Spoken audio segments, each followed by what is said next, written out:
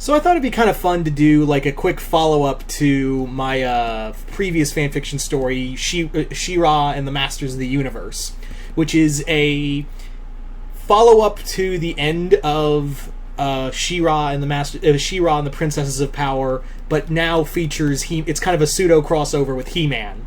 And in that story, it's basically a story where after the events of the final season of She-Ra, and they're restoring magic to the world, She-Ra, Catra, everybody else finds their way into Eternia, and that's where She-Ra discovers that, you know, she finds her real parents, she finds her brother Adam, and of course they run into Skeletor, who in here is a little more like Apocalypse than, you know, the bumbling Skeletor we know of in the 80s. He's more kind of like a more sinister version of his 2002 self.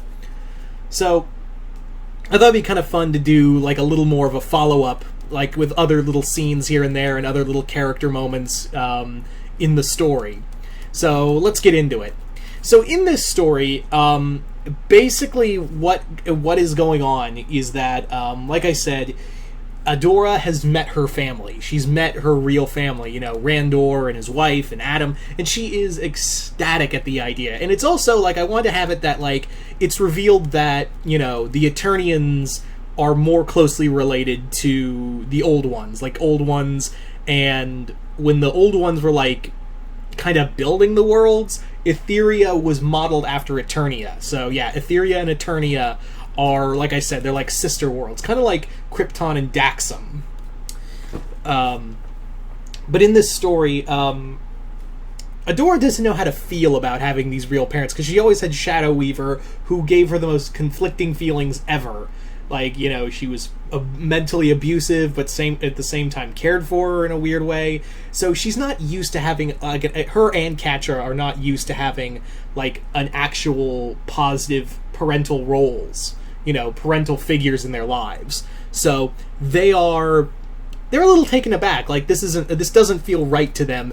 And Randor is especially like, what you told me about Shadow Weaver, that's fucked up.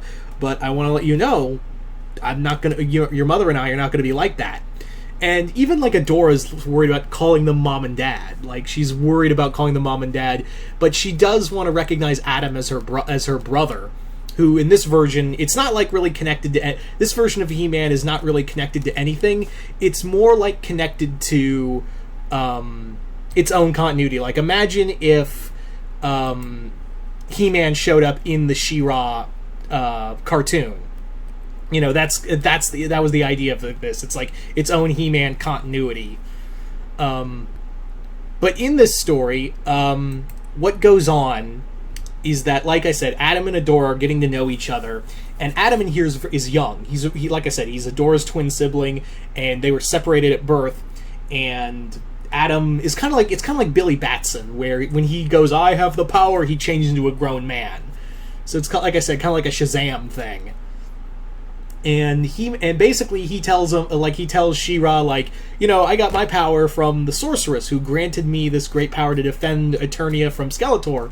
And She-Ra and Adora's like, well, I got my power kind of the same way, but it was always like Old Ones tech. So as that works, is like, what the hell's Old Ones? This is magic. And I wanted to have the other thing was that Castle Grayskull is connected to the Old Ones. Like, the Old Ones are a little more looked into in years. Like, I wanted to have it that they're more like interdimensional beings, because the Castle Grayskull in the continuity of the He-Man crossovers with both Injustice and Thundercats, it's revealed that Castle Grayskull is like a nexus to the multiverse. So the Old Ones actually, the Castle Grayskull is a remnant, like a temple to the Old Ones and their interdimensional travel. That's why, when she became She-Ra, she would go for the honor of Grayskull. That was the whole thing. And same thing with the power of Grayskull, is that it's a remnant of their tech and their magic. As for other, like, fun character interactions, I wanted to have, like, Scorpia hang out with Man-Ram, and Entrapta basically, Entrapta is, like, enamored by Roboto. If you guys remember Roboto, and Hordak is getting, like, a little jealous, like, he's sitting in the back, like, it's my girlfriend. but sure, go ahead. You know, like Entrapped is like enamored by Roboto and how he functions, and like Hordak's in the back, like, don't do it. Not gonna get angry. No, sir. Not gonna get angry. There was also like fun stuff with like Stratos, who was always like fun and sarcastic, hanging out with Mermista, and Seahawk, and like Orko and or everyone like does not like Orko. Like that's the thing. Like everyone does not like Orko, but Orko's got a little more power to him. He's not like a bumbling wizard. He's actually got like some power behind him. But he's all like, "You may thank the great and powerful Orko for my assistance." It's again more like Orko was in the DC comics. I also wanted to have a scene where Hordak faces off with Skeletor, and the two are the two get into a fight because, like I said in the previous story, Hordak Prime knew of Skeletor and was afraid of him. That's why he never came to Horde Prime never came to Eternia, was because he feared Skeletor that much. See, and it's a little flip-flopped, whereas Hordak in the previous continuity was the master to Skeletor. In here, Skeletor is more feared than Hordak. So Hordak Prime was afraid of Skeletor, and Skeletor wrecks our Hordak shit, like even kills him. Yeah, I killed off Hordak in this story, and I know. Sorry, Entrapdak, I think that's the ship's name. Sorry, shippers, but yeah, Skeletor kills Hordak in a fight because I wanted to have it like it's a full circle thing where he sacrifices himself to protect Adora and Catra after years of abuse and just pure evil. He goes out fighting to hold the line against Skeletor as long as he can, and just defend, get everyone safe while he faces off against Skeletor and Evelyn.